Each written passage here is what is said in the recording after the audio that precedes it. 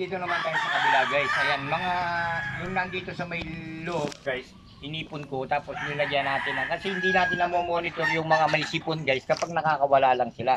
Ngayon ikinulong ko na yung mga tandang, siguro mga nasa 4 months na sila, kaya at least mamomonitor na natin, makikita na natin yung mga may sipon. Kahit pa paano, pwede natin siyang i-inject o painumin ng Betracin Gold o anumang gamot.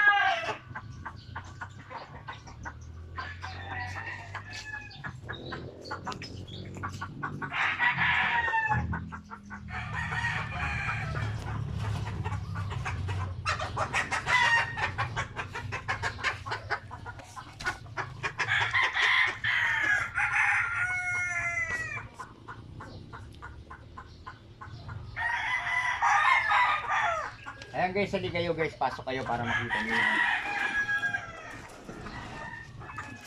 Ayan guys, yung mga born ano yan, mga born ang alam ko hindi ako magkakamali, April. Ay, April.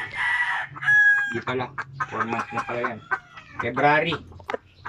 Ay, January. Oh, tama.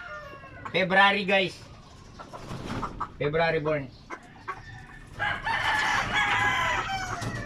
Kasi guys, kapag nakakawala sila, tulad dito, naka-range sila dito, yung mga may nakikita kang sipon, at least na mo monitor mo kapag medyo pwede na silang ano eh. Maganda rin yung nakakawala sila guys. O kaso, pangit yung panahon.